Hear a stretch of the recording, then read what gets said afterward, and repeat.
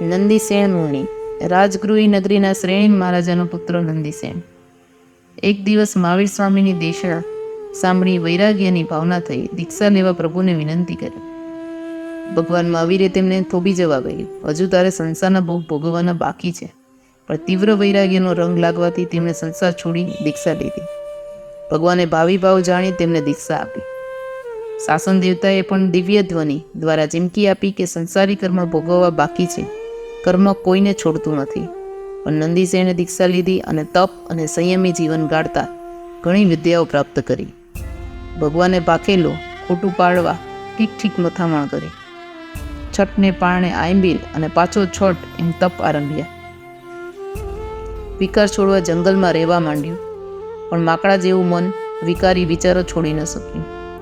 મન મનાવવા ખૂબ મથામણ કરી અને તે આવા વિકારી મનથી હારી આપઘાત કરવાના વિચારે એક ટેકરી પર ચડી પુષ્કો મારી આપઘાતની તૈયારી કરી. પણ પુષ્કો મારતા પહેલા આત્માનો ધક્કો લાગ્યો. આવું આપઘાતનું પાપ કર્મ કેમ થાય? પ્રભુ મહાવીરનું નામ જ લજવાશે, આપઘાત ન જ થાય. મનને વારી દીક્ષાના દિવસો પસાર કરતા રહ્યા. તેઓ એક દિવસ ગોચરી માટે નીકળ્યા અને એક અજાણ્યા આવાસમાં જઈ ચડ્યા. ધર્મલાભ બોલી ગુજરીની જિજ્ઞાસા બતાવી. કર્મ સંજોગે એ આવાસ કોઈ ગૃહસ્થીનો ન હતો, એ તો વેશ્યાનો આવાસ હતો. વેશ્યાએ ધર્મલાભ સામે જવાબ આપ્યો, અહીં ધર્મલાભનું કોઈ કામ નથી, અહીં તો અર્થલાભ જોઈએ. નંદીસેનને પણ આ મેળનું લાગ્યું. લે, તારે અર્થલાભ જોઈએ છે ને? એમ કહી એક તરુણો હાથથી હલાવી 12.5 કરોડની વર્ષામાં ધર્મ કરી દીધી. આવી વિદ્યાવાળો જુવાન આંગણે આવેલો જાણી વેશ્યાએ પોતાના હાવભાવ ચંચળતા દેખાડી મુનિને લોભાવી દીધા. મુનિ સાધુતા છોડી ગ્રસ્ત બની ગયા. મનને મનાવ્યું, ભાવિ ભાવ સંસારના ભોગવવા બાકી છે.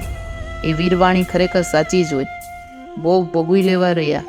શાસનદેવે સંભળાવેલ ભોગકર્મ ઉદય આવ્યા, તેથી 12 વર્ષ સુધી આ આવાસે રહ્યા.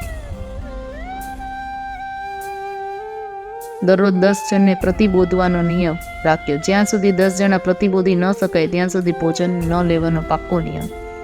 એક દિવસ 9 જણ પ્રતિબોધ્યા, પણ 10મો જણ કોઈ ન મળ્યો. જમવાનું મોડું થઈ જતું હતું. એક મૂરખને પ્રતિબોધવા ઘણી મહેનત કરી, પણ તે ન બૂઝ્યો. આથી વેશ્યા વનિતાએ હસતા હસતા કહ્યું, 9 તો થયા, 10મા તમે. અને નંદીસેનનો આત્મા પ્રચલિત થઈ ગયો. આ 10મા બધું છોડી ભગવાન પાસે ચાલી ફરી દીક્ષા ગ્રહણ કરી. ચોખ્ખું ચારિત્ર પાડી તપ જપ સંયમ ક્રિયા બધું સાધી ઘણા જીવ પ્રતિબોધી ડેવલપ થયા.